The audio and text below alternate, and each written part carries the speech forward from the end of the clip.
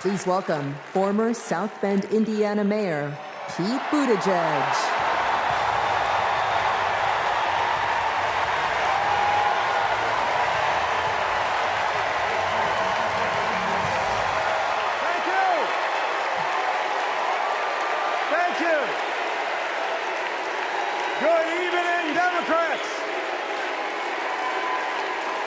Thank you, Chicago. Here's a sentence I never thought I'd hear myself saying. I'm Pete Buttigieg, and you might recognize me from Fox News.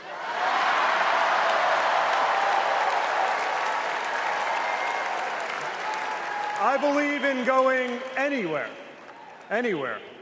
in service of a good cause, and friends, we gather in a very good cause, electing Kamala Harris and Tim Walz, the next president and vice president of the United States.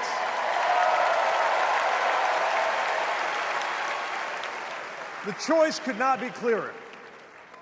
Donald Trump rants about law and order, as if he wasn't a convicted criminal running against a prosecutor. As if we were going to forget that crime was higher on his watch. Talks about the forgotten man, hoping we'll forget that the only economic promise that he actually kept was to cut taxes for the rich. And don't even get me started on his new running mate.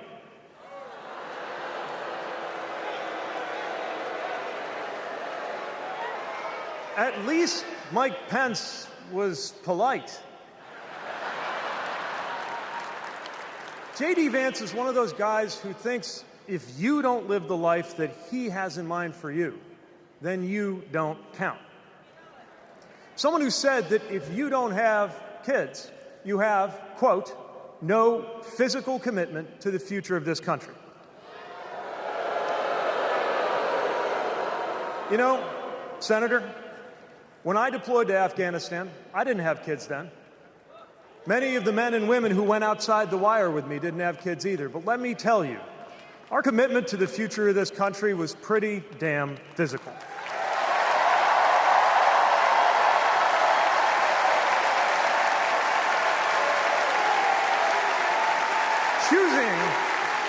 Choosing a guy like JD Vance to be America's next vice president sends a message.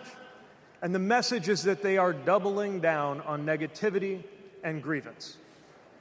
Committing to a concept of campaigning best summed up in one word: darkness. Darkness is what they are selling. The thing is, I just don't believe that America today is in the market for darkness. I believe America is ready for a better kind of politics.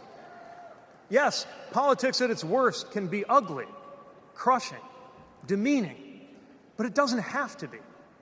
At its best, politics can be empowering, uplifting. It can even be a kind of soulcraft. My faith teaches me that the world isn't made up of good people and bad people, but rather that each of us is capable of good and bad things. And I believe leaders matter because of what they bring out in each of us, the good or the bad. Right now, the other side is appealing to what is smallest within you. They're telling you that greatness comes from going back to the past.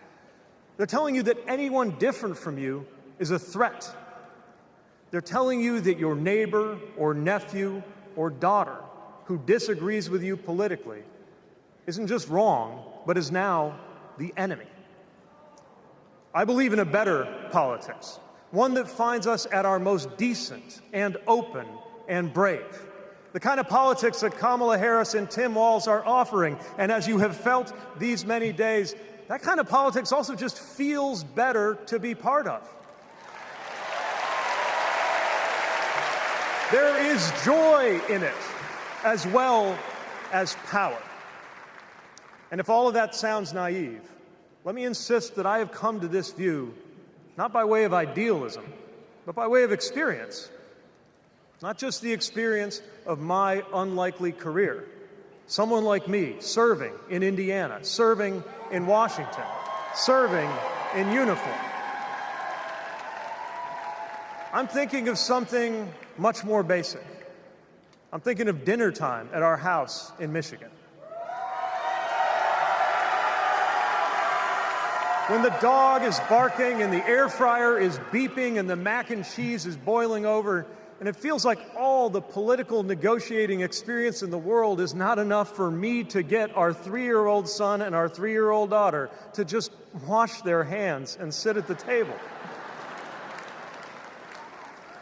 It's the part of our day when politics seems the most distant, and yet the makeup of our kitchen table, the existence of my family, is just one example of something that was literally impossible as recently as 25 years ago, when an anxious teenager growing up in Indiana wondered if he would ever find belonging in this world.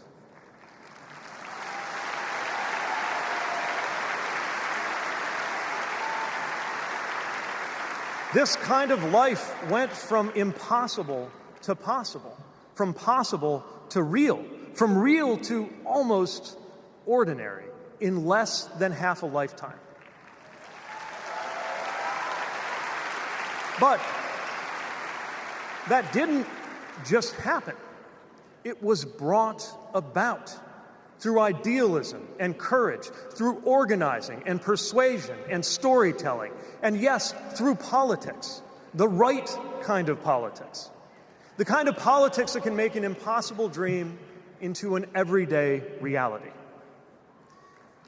I don't presume to know what it's like in your kitchen, but I know, as sure as I am standing here, that everything in it, the bills you pay at that table, the shape of the family that sits there, the fears and the dreams that you talk about late into the night there, all of it compels us to demand more from our politics than a rerun of some TV wrestling death match. So this November, we get to choose. We get to choose our president. We get to choose our policies, but most of all, we will choose a better politics. A politics that calls us to our better selves and offers us a better everyday. That is what Kamala Harris and Tim Walz represents. That is what Democrats represent. That is what awaits us when America decides to end Trump's politics of darkness once and for all. That is what we choose when we embrace the leaders who are out there building bridges and reject the ones who are out there banning books. This is what we will work for every day to November and beyond.